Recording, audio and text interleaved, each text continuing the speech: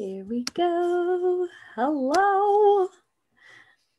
Hi, everybody. Hello, everyone. Hello. Good morning. Welcome to Awaken Abundance. We're going to be doing a focus this week with network marketers, specifically and small business owners. So when I thought of network marketing and mindset, I knew that Susan was someone that I just had to talk to. So this is Susan Bursic, everybody, if you don't know her yet, but she is kind of, honestly, you were one of my first experiences in the network marketing arena, right? And when I've seen such huge growth in you over the last 10 years. So like you came from corporate retail for like, what was it, like 15 years you were there? It was a long time. Yeah, it was like my first real job at age 15. And I stayed in it until I had kids. Yeah. So, I mean, you must have had this notion of what you thought network marketing was going to be. Like you said, you kind of moved into it when you had kids. But what's kind of the difference between what you thought it was going to be like and what it actually is? Yeah. Well, first of all, hello to everyone. And thanks to Lynn for having me come in and share this week. You're a great example of the topic of mindset and abundance, because I know that's what you live and breathe. So you guys are in such good hands to learn from her. And I've been able to see it like with consistency from the moment I've met you. You never waver away from that type of thinking. So this is such a perfect thing for you to be teaching and leading on and bringing people together on.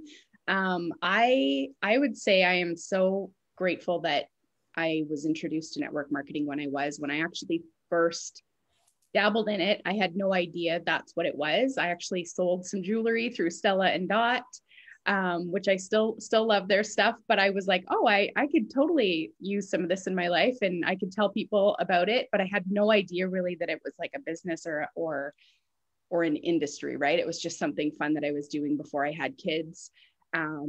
And then from there, I was introduced to another company where I really saw a cool example of female leadership in an industry where I was like, wow, these people are coming together. They're drawn to it because they all kind of are thinking along the same lines, whereas I guess it's always easy to kind of give people a comparison of like your workplace where you don't necessarily choose your coworkers. Somebody else tells you, here's the hourly rate, here's the salary, here's when you have to show up. And then I was like, in the evenings, I was kind of being introduced to this group of people who were doing something out of interest and out of like-mindedness and out of a desire to be like, oh, I have a skill set that I'm using over here in my day-to-day job. I could actually create something that gives me time freedom and extra income.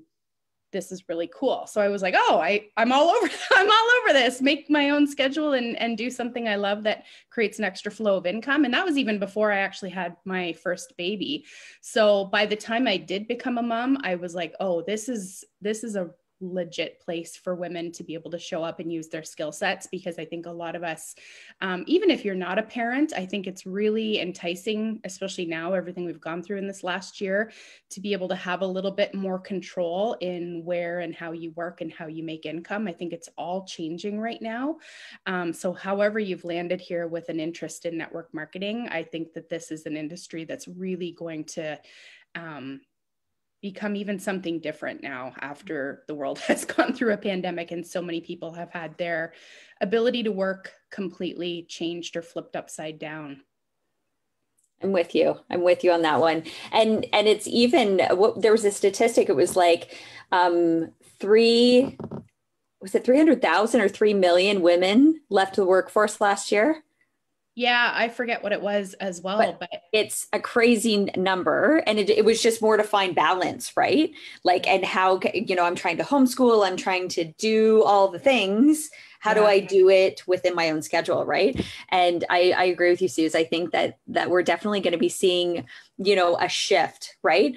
But now that you're in network marketing for almost 10 years now, like honestly, talk about persistence. Like you have seen the ebbs and flows, and you talk about how you didn't find network marketing, it kind of found you, right? But it's just like you've been persistent in it and growing in it this entire time. What do you see because obviously in the course of it, you've seen a lot of people come and go from it too. What would you say is kind of the main reason that has people quitting their network marketing dream? That's a good one. It's a really easy interest, like it's a really easy interest to draw people in, right? Because you talk about owning your time, working when it works for you, having an ability to make extra income. Like that's not a hard sell for anybody. But what I've always found is that, and I've said this from the beginning only because it's been my experience, but there will be nothing like network marketing to really like show you what you're amazing at, but also shine a spotlight on where you've got some opportunities and some challenges maybe, right? And I can share more with you guys about what some of mine are, but that is, I think, one of the first things that if somebody's coming into this with an actual real desire to do something different and make income. And you're not just here for the hobby, which is like, I love that there's that piece too, right? People can come in because they're like, I just need to be around better people. I just need some community. I need a sense of belonging somewhere. I'm not so drawn to like leaving my job or I don't need to make X number of dollars in this. I just like the people in the community. I love that that's available for anybody. But if you're coming to this experience because you're burnt out, you desperately need to have a better hold on your presence in your home, you need that extra income, you just want to switch gears, then I think one of the biggest things people need to know is that network marketing will really be a mirror for you on where there is opportunities to just keep leveling up. And that's why you always hear network marketing disguised as like a personal development company, because there are so many opportunities that present themselves to continue to change and level up. And the people that stay are the people that are like, oh man, thank you for this gift. This is tough for me to have to tackle and tough for me to have to look at in the eye. Because sometimes you can go to your day-to-day job and not really have to like, change too much. You know what your to-do list is, what your boss maybe expects of you, but this is just such a different experience because it's all about attraction. It's about bringing in the right people, the right customers, the right people that want to do this business with you. So when there are those like speed bumps or those valleys that you fall into where it feels like nothing is coming together, it's very, very easy to be like, well, I don't really have a boss in this. I do have the security of my career, my job. I'm just going to like leave this be because that's really uncomfortable for me to hear no, or for me to put content out there and nobody responds, nobody acknowledges it. Like that's hard. That's hard to keep showing up to do. And so that's where I see a lot of people are like, oh, maybe this isn't for me, or maybe I'll come back to this when I'm feeling better next month or when I've got a little bit more time. So you've got to be really, really clear on why you're wanting this experience and this change, and to have this like awareness that these things are going to pop up the longer you're in it. They don't go away. No. You just get better at learning to navigate and kind of level up. Yeah. And one of the biggest challenges for me still to this date is time management. Like I love a loosey-goosey day. So like people that have everything scheduled to a T, that's like the complete opposite of how I like to feel in my life. So that's for sure a valley that I have to be aware of in my business, because it's really easy for me to say, oh, I'll do this tomorrow. I'll get to it tomorrow, or I'll do it when I feel like doing it. And in network marketing, there's nobody there to say like, oh, you didn't show up and do those 2 hours you said you were going to put into your business. So for me, that's something that I have to have a real acute awareness of, is the time management piece. So do you find that like there's certain things that as people are jumping in, would you say time management is something that you recommend people nail down right away? Or is there certain things that you say, okay, when you're first getting started, this is where I recommend you focus. And, once you've seasoned yourself a little bit, given your, really put that mirror up where you can have a reflection and see, then tap into these sorts of things. What do you kind of recommend for beginners? Yeah, that the time management piece, not so much like the word time management, but figuring out, okay, where am I going to find time to spend in my business? Because hardly anybody comes to a network marketing opportunity because they're bored and they've got all this time on their hands and they are looking for something to do. Most of us are like, we would love to have more time in our day, and this is a vehicle that can make that happen for me. Which I'm sure you guys will get into as you continue on this journey, how cool it is, how it opens up that availability for people. So it's about learning to say no to things that you've maybe been committed to. And I'm sure this is something that you're teaching on, because it's a big piece of mindset work, but we all have the same number of hours in the day. So where do you start asking for help so that you can pour into this new thing that you want to start to build? Whether that means you stay up later, you get up earlier, or you bring a babysitter in for an hour, or you ask for friends and family to help you out with your kids, or you have to sit down and really say to your spouse or partner, like, this is really something that I want to spend some time on. I need help in this department in the household. Whatever that looks like for you, is being clear about where is the time in your day. And if there's not time, how are you going to create it and open it up? Yeah. That's absolutely it. And I think for myself, one of the biggest learnings I had was when I did my strengths finder, strategy was my number one strength. And I thought, oh, of course it is. Like, I love strategy. But then I realized the higher up I got in the organization and the bigger my team got, was that it truly is like 5% strategy and 95% mindset, right? Because my business was an absolute reflection, a mirror of me, right? If I wasn't showing up in something, it was like my team knew and they didn't show up in it either. And it was crazy, right? And that's when I really, you get that reflection of, you have to start pouring into your personal development at some point, right? Like, first, it's like, get into the habit of doing the things, right? Sampling out your product, doing your presentations, like getting in those kind of habits. Yeah. But then it's the thing that got you to this point isn't necessarily going to get you to this point, or this point, or this point, right? So, the deeper you kind of get into it, the more mindset starts to really play a piece. Now, I know that in the last couple of years, you've even had a coach. So, and I know, and it was like, and I remember saying to you, like, what are you doing differently? And you were like, actually, I had got a coach like 6 months ago, and you started your podcast, and there's like all these different things. Like, what was the change for you, the shift, when you had got your coach?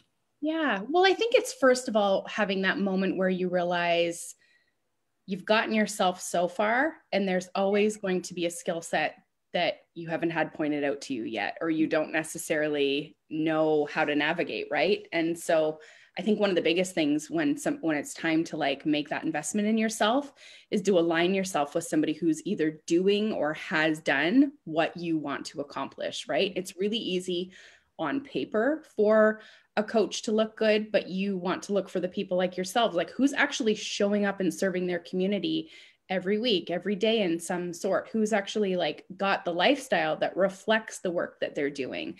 And so, your community will have been drawn to you for that very same reason. So that's an awareness, I think, to have first and foremost, is like, who's accomplished, or who is in the work, not even accomplished, but who's doing the work right alongside with you, because it's really easy just to like copy, paste, and teach, but who's actually doing the work. And that should show you that, like, okay, this is somebody whose learnings I can like trust and align with. And so for me, it was almost just that peak of like, I just needed something new in my life. I needed a little bit of accountability, because again, we talked about how there's not really a ton of accountability. Like, most people will show up and contribute because you're part of this team and community, but there's a little bit something different when you have a one-on-one or a group conversation with somebody, and that coach sees you and picks up on little things that you're saying, right? Like, you've been attracted to coaching probably for that very reason, because you have this desire to like help people just like see that there's more within themselves. And it's not always going to be your circle of friends or family that is like pointing that out to you week after week after week, right? You need that person that's kind of outside of your personal space and your personal bubble. So that's for me, it was an investment that first you have to say to yourself, okay, am I just going to like show up and get poured into for an hour every week or 20 minutes every day, whatever your schedule might look like? Or am I actually going to, when that call's done, am I willing and ready to put the work in behind the scenes? Because I always think of like, whatever you're investing into yourself, you need to be like, the next step is like, okay, how do I push that back out to the people that I want to serve and the people that I want to contribute? Investing in coaching is great, but it's not going to move you if you're not willing to like put it back out. Take it in from the person who's got the experience and is pouring it into you. And then that's your job now to give that back out to people as you're learning, right? Because that's why they'll continue to be attracted to joining you in your business then, is because they see that you're doing the work and you've got them and you're not going anywhere. And then you're perceived as a safe place for people to want to join you. Yep. Well, we'll be talking a lot about the law of attraction and getting and giving and expressing and not expressing and holding it in and all that good stuff this week. That's so good. So what would you say, just before we kick it off, what is your biggest mindset tip for those really wanting to own this area of their business? I always come back to in network marketing that it's a business that will work when people join you. It's a business you can do on your own, but you will super underestimate the income potential and the growth potential that is there for you if you're not willing to have this constant invite and ability to bring people on the journey with you. And when I see people drop out of this experience or hide in their business or disappear for months or weeks, it's often because they feel like they're doing it alone and they're not really letting anybody down if they disappear.